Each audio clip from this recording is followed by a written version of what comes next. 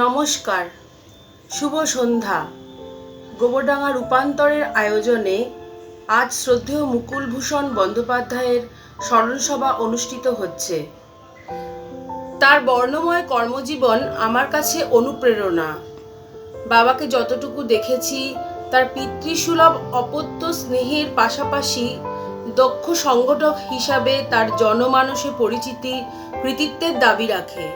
আবারও ধন্যবাদ জানাই গোবরডাঙ্গা পৌরসভা, পেনশনার্স সমিতি, কোঅর্ডিনেশন কমিটি, গোবরডাঙ্গা বইমেলা কমিটি, গৈপুর তরুণ সংঘ, গৈপুর বালক সংঘ, গোবরডাঙ্গা নকশা, গোবরডাঙ্গা শিল্পায়ন প্রভৃতি প্রাতিষ্ঠানিক সংগঠনগুলিকে। আমি পারমিতা বন্দ্যোপাধ্যায়, পুত্রবধূ হিসাবে আমার চোখে দেখা গোবরডাঙ্গা টাউন হলে আয়োজিত মামা শ্যামল দত্ত, বিশ্বমশাই গোবিন্দ মণ্ডল এবং গোবরডাঙ্গা রূপান্তরের সকল কর্মীবৃন্দের ঐকান্তিক প্রচেষ্টায় আয়োজিত এই স্মরণসভা আলোকোজ্জ্বল ফ্রেম আমি আপনাদের সামনে এখন তুলে ধরছি। বন্দ্যোপাধ্যায় আমার বাবা, তার কর্মকাণ্ড সম্পর্কে আমি দু একটা কথা বলছি। বাবা যে কি ছিলেন প্রত্যেকটা মানুষের কাছে, প্রত্যেকটা মানুষের মনে, প্রত্যেকটা মানুষের মননে, হৃদয়ে কিভাবে মিশেছিলেন, সেটা আমার এই সংক্ষিপ্ত বক্তব্যের মধ্যে তুলে ধরা সম্ভব নয়।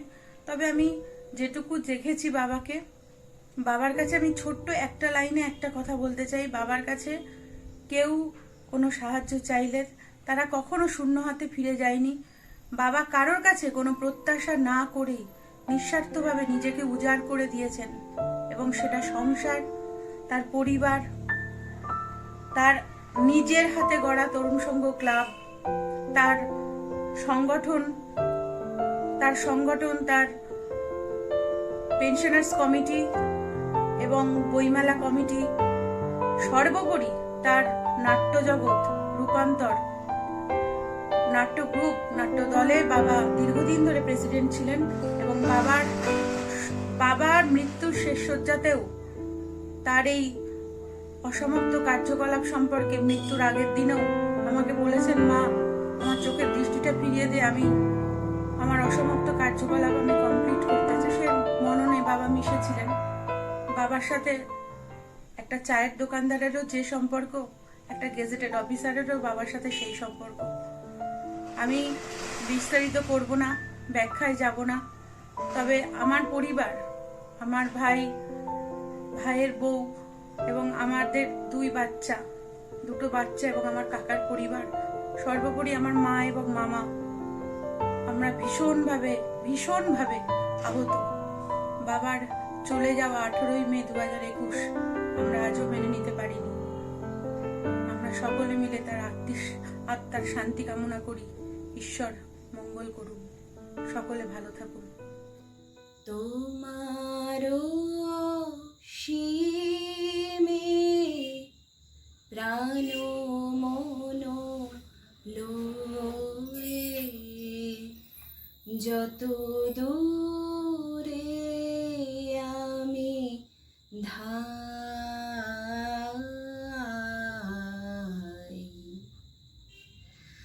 যাকে নিয়ে বলবো বলে আজ ক্যামেরার সামনে আমি বসেছি, তার সম্পর্কে বলতে গেলে একটা আস্ত বই লেখা হয়ে যায়। তিনি আর কেউ নন, আমার জেঠু বাবা ঈশ্বর মুকুলভূষণ বন্দ্যোপাধ্যায়। স্মৃতি প্রচুর। জেঠু বাবা মানেই পরিবার, আমার পরিবারের ছাতা। আজ আমরা সেই ছায়ার সান্নিধ্যে আর নেই। তো তাকে নিয়ে বলতে গেলে স্মৃতি অজস্র। কোনটা বলবো না এটাই ভেবে পাচ্ছি না। তবু যেটা প্রথমেই মাথায় আসে সেটাই বলি। আমরা একান্নবর্তী পরিবার। ছোটবেলা থেকে একই ছাদের তলায় 4 ভাই বোন, মা, বাবা, জেঠু, জেঠি, একসাথে মানুষ। যবে থেকে একটু কথা বলতে শিখেছি আমি, তবে থেকেই আমি জেঠু বাবাকে বাবা আর আমার জেঠিকে মা বলেই সম্বোধন করে এসেছি। আর আমার বাবাকে কাকা, আমার মাকে ছোট মা। তার একটাই কারণ, ওই যে বললাম আমরা একান্নবর্তী পরিবার। আমার দাদা ভাই, দিদি ভাই, আমার মা বাবাকে তো কাকা ছোট মা বলেই সম্বোধন করেন। তো সেই তাদের সাথে পাল্লা দিয়েই আমিও সেটাই করতাম। পরে যখন একটু বড় হলাম, বুঝতে শিখলাম, বা সবাই আমাকে বোঝালো, এটা তোমার বাবা নন, এটা তোমার জেঠু, এটা তোমার মা নন, এটা তোমার জেঠি। তো তখন আস্তে আস্তে বাবা মাকে বাবা মা তো হলো, কিন্তু জেঠু বা বাবাটা আর শুধু জেঠু হলো না, সেটা হয়ে গেল জেঠু বাবা, আর জেঠিও হলো না, হলো মেম্মা। তো এইরকম প্রচুর স্মৃতি, একদম জ্ঞান তো আমি তাকে বাবা বলেই জানি। তাহলে আপনারাই বলুন আমি আজ কতটা কষ্টে আছি। আমি শুধু নয়, আমার পুরো পরিবার। এরকম প্রচুর স্মৃতি একসাথে জেঠু বাবার সাথে আমার ক্লাবের, পাড়ার ক্লাবে গান গাওয়া, পারিবারিক বনভোজন, প্রচুর। এমনকি বাবা, জেঠু বাবা যখন বিডিও অফিসে চাকরি করতেন, বাড়ি ফিরতেন 8:30 থেকে 9টার মধ্যে। তো আমরা সেই সময়টা, বিশেষ করে আমি তো অপেক্ষা করে থাকতাম কখন ফিরবেন।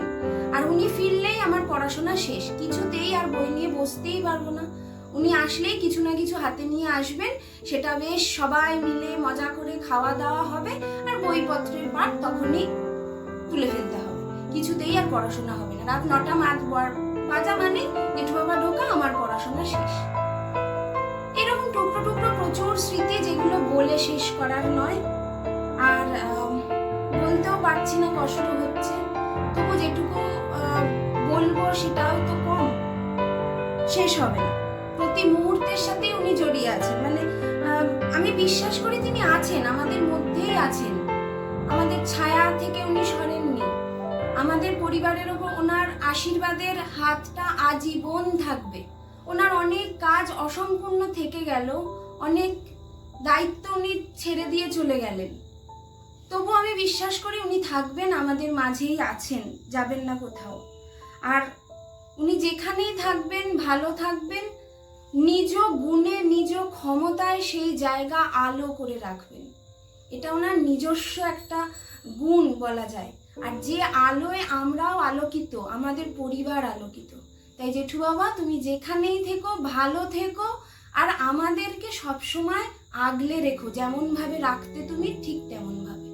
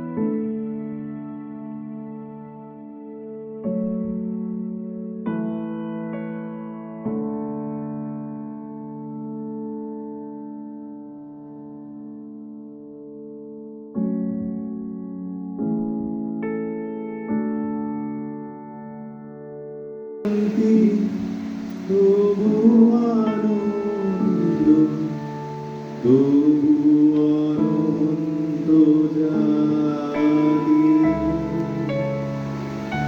আছে দুঃখ আছে মৃত্যু বিরহ রহন লাগে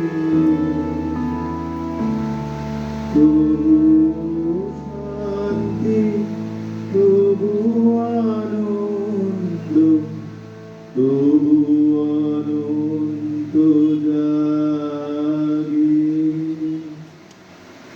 আছে দুঃখ আছে মৃত্যু বিরহ দহন লাগে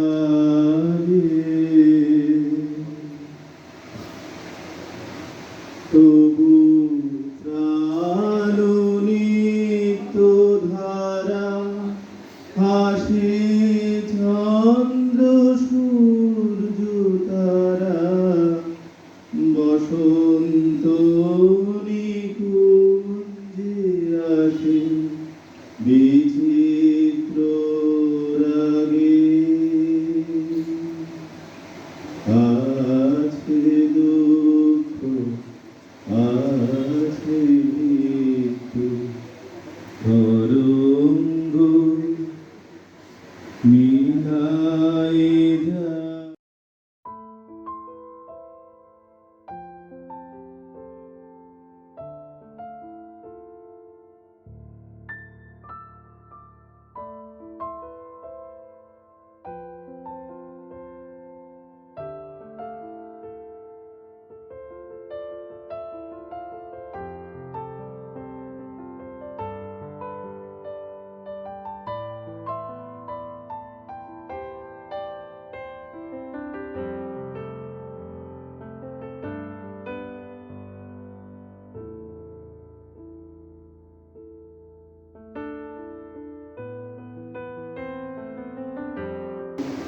পিতা ছিলেন সূর্য নীলাঙ্ক বর্ণনা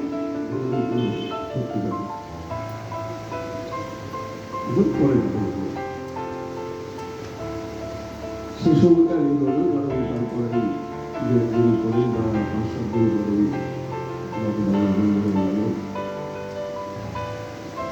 উৎসবটা হলো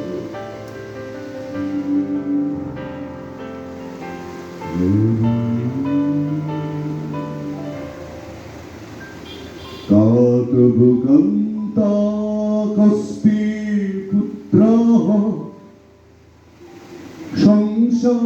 সংসারয়মঃ অতীব বিচিত্র কস্য তুঙ্গকুতয়া।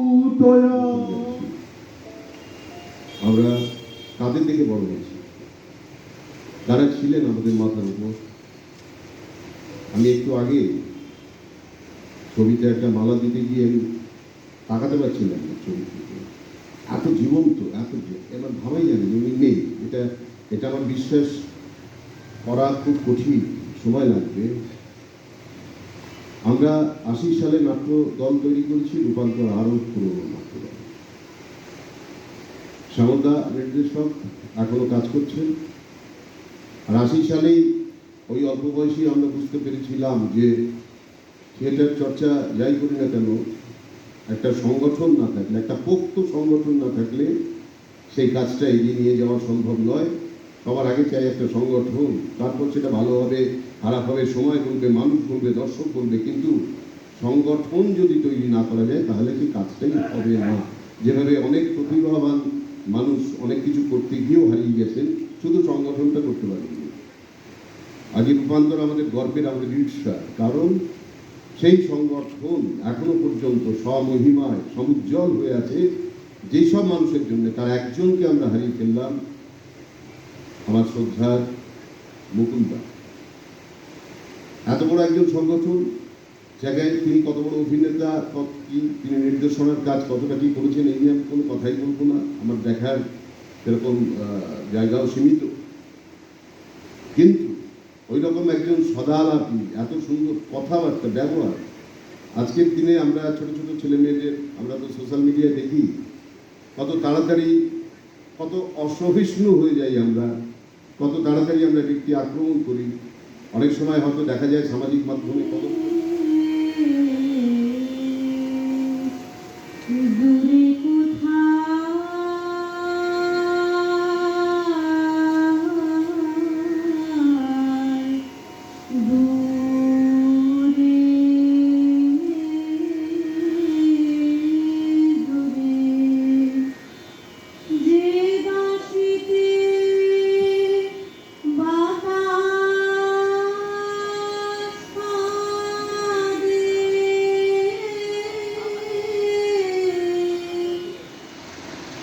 যেটা আমি ঠিক মুখে বলতে পারছি না।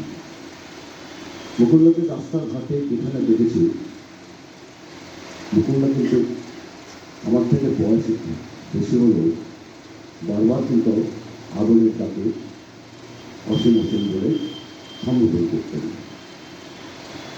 তখন শরীরে যদি হয় মন, তবে তুমি এসো হেথা মৃদু ছায়ায়, যেথায় চৈত্রের সান্ধ্য।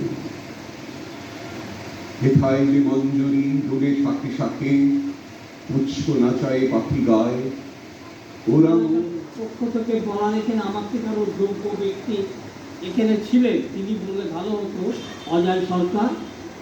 যাক, আমাকে যখন বলতে বলা হয়েছে আমি এই ব্যাপারটা বলে শেষ করে দিয়েছি। ঠিক 2টো বাজার আগে মুকুলের একটা পেটেন্ট শব্দ ছিল মাইকের সামনে দাঁড়িয়ে, অনুগ্রহ করে শুনবেন। ও যেখানেই মাইক ধরতো সেখানেই প্রথমে এইটাই বলতো। আমরা যেমন বলি সদ্য সভাপতি, ওইসবও বলতো না, ও বলতো অনুগ্রহ করে শুনবে। এবং ঠিক বইমেলা 2টোর সময় আমাদের শুরু, তার আগে ওই বই পড়ে তো অনেকটা দূরে বাড়ি, আগে ভ্যানে করে যেত, এখন অটো করে যায়। 2টোর আগেই ও বলতো মাইক নিয়ে অনুগ্রহ করে শুনবে। এবং এই যে বলা শুরু হলো রাত 8টা পর্যন্ত একাধিক লোকে বলেই যায়। তারপরে ও আর শ্যামল, ওর অভিন্ন হৃদয় বন্ধু শ্যামল দত্ত নাট্যকার, ওরা দুজনে রূপান্তরের ওই নাট্যমঞ্চে যেত। তারপরে বরিশাকে গোবরটাকা ঐতিহাসিক মেলা কমিটির নেতৃত্বে সেখানে মুকুল, গোবরটাকা হিন্দু কলেজের প্রাক্তন ছাত্রদের অন্তর তরফে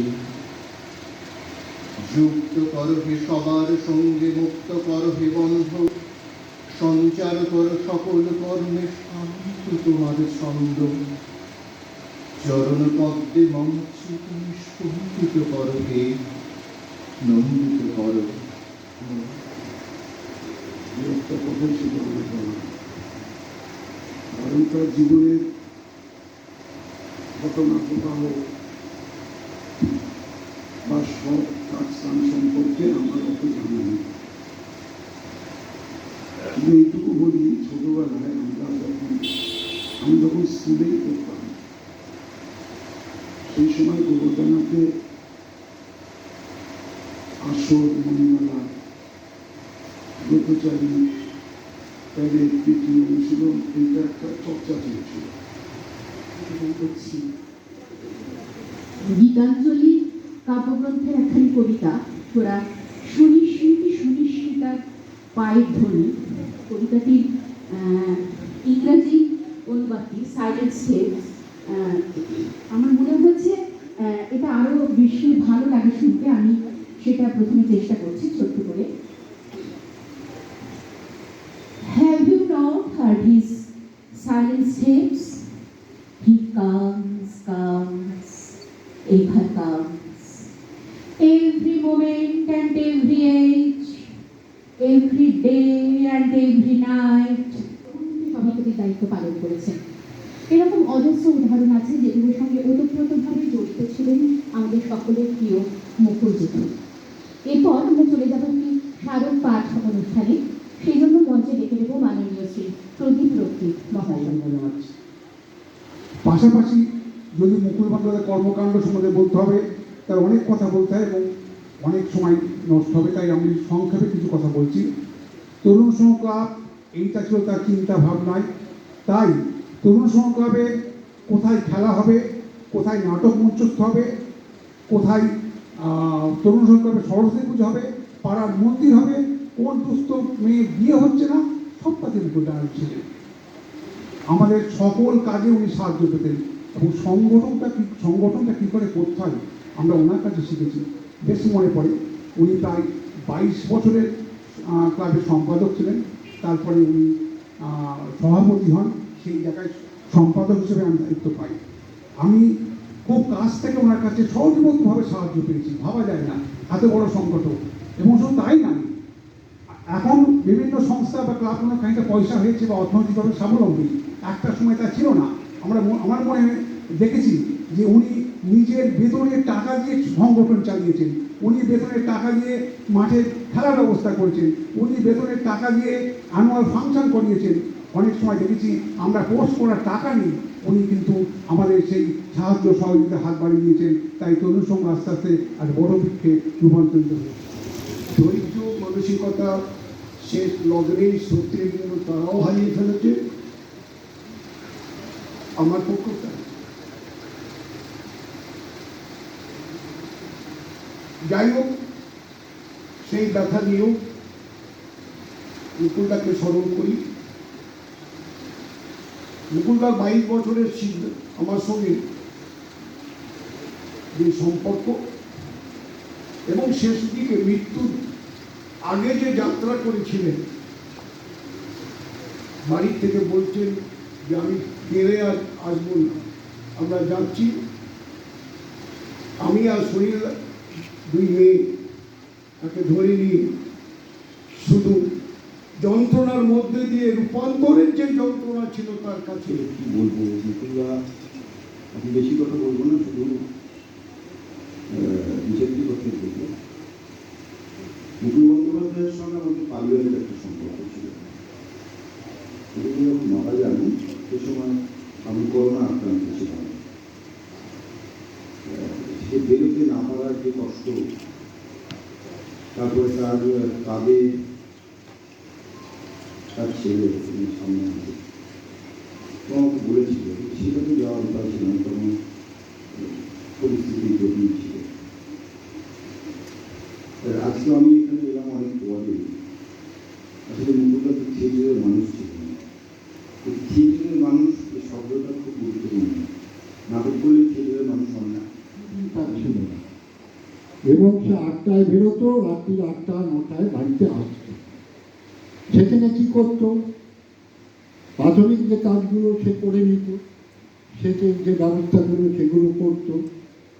তারপরে অফিসে যেত, অফিসে গিয়ে কর্মচারী সংগঠন করত এবং তার মাদার অর্গানাইজেশন ছিল কৃষি কারিগরি কর্মী সংস্থা, তার সঙ্গে সে যুক্ত ছিল। তাতে প্রায় 100-150 কর্মচারী ছিল, কর্মচারীদের নিয়ে বসত, সংগঠনকে তৈরি করত এবং সেভাবে ধীরে ধীরে সে সকলের কাছে একটা গ্রাহ্য অর্থাৎ গ্রহণীয় মানুষ হিসেবে পরিচিতি লাভ করে। এটা একটা মানুষের জীবনে সহজে ঘটে না। পারিবারিক জীবনেও 10-12 জনের সংসারে থাকলেও সবার কাছে যে একদম অ্যাকসেপ্টেবল হবে, গ্রহণীয় হবে, তা না। তার ক্ষেত্রে কিন্তু কর্মচারীরা তাকে গ্রহণ করছে। সে নেতৃত্ব প্রদানকারী শক্তি হিসেবে ওখানে চিহ্নিত হয়েছিল হালদা ব্লক 1, তারপরে কোঅর্ডিনেশন এবং তারপরে তার সমিতির জেলা, এমনকি কেন্দ্র, প্রত্যেকের সঙ্গে তার একটা ঘনিষ্ঠ সম্পর্ক ছিল। ভূষণের নাতি। আমি আমার দাদুভাই সম্পর্কে 2-4 লাইন বলতে চাই। আমি বলার আগে আমি ওনাকে নমস্কার জানাতে চাই। আমার এখনও মনে আছে যে আমি যখন গোবরডাঙ্গা ঢুকতাম বলতো যে চলো গোবরডাঙ্গা যাই, তোমাকে রসগোল্লা কিনে দেবো, বিকজ উনি জানতেন যে এটা নাতির ফেভারিট মিষ্টি। তারপরে উনি আমাকে সবসময় গোবরডাঙ্গা বাজারে নিয়ে যেতেন। তারপরে যখন ওনার লাস্ট দেখা হলো, যখন বেরোনোর সময় আমি আমার দাদুভাইয়ের মুখে গার্ডেনের আমাদের বাগানের পিছনে একটা কল আছে, সেখান থেকে খুলে আমি জল নিয়ে দাদুভাইয়ের মুখে মারছিলাম। দাদুভাই গার্ডেনটা ভিজে গেছে, কিন্তু দাদুভাইয়ের মুখে সেই হাসিটাই রয়ে গেল, কোনো বকেনি, কিচ্ছু করেনি। এবার যখন আমি শুনলাম দাদুভাই যে মারা গেলেন, তখন খুব মনটা খারাপ লাগলো। তখন সেই কথাগুলো মনে পড়লো। এইটুকুই বলতে চাই। নমস্কার। আজকে আমরা শেষ করব ওনার পথ ধরেই। উনি একটা প্রথা চালু করেছিলেন, আমাদের যে কোনো অনুষ্ঠান শেষ করতেন হয় জাতীয় সঙ্গীত, না হয় কোনো একটা গান দিয়ে। সেই গানটাই আমরা আজকে সবাই মিলে করবো। আগুনের পরশমণি ওনার খুব প্রিয় গান। আর যেটুকু